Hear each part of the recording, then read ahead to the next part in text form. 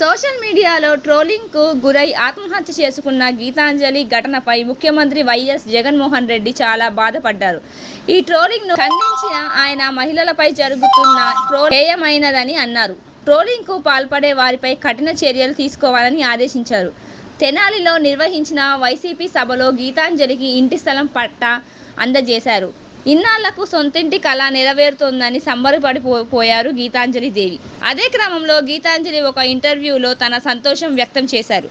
సొంత ఇల్లు నా కళ ఇన్ని రోజులకు నెరవేరింది. నా పేరు మీద ఇంటి స్థలం పట్టా వచ్చింది. ఏ డబ్బులు కట్టకుండానే నాకు ఇంటి స్థలం వచ్చింది. మాకు అమ్మ ఒడి వస్తుంది. మా మామయ్యకు పింఛన్ వస్తుంది. మా అత్తయ్యకు చేయూత డబ్బులు వస్తున్నాయి. వచ్చే ఎన్నికల్లోనూ జగన్ అన్నే గెలవడం ఖాయం అంటూ గీతాంజలి తన సంతోషాన్ని వ్యక్తం చేశారు. గీతాంజలి చెప్పిన మాటలు సోషల్ మీడియాలో వైరల్ అయ్యాయి. ఆమె సంతోషంగా చెప్పిన మాటలు గంటలోనే నెట్టింట వైరల్గా మారాయి.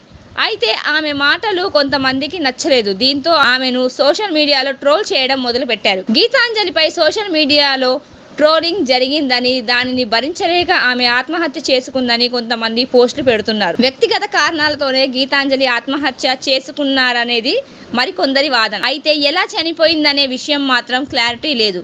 కాకపోతే ఆ మహిళ ఆనందం అంతంలోనే విషాదంగా మారడంపై సోషల్ మీడియా నెటిజం ఆవేదన వ్యక్తం చేస్తున్నారు.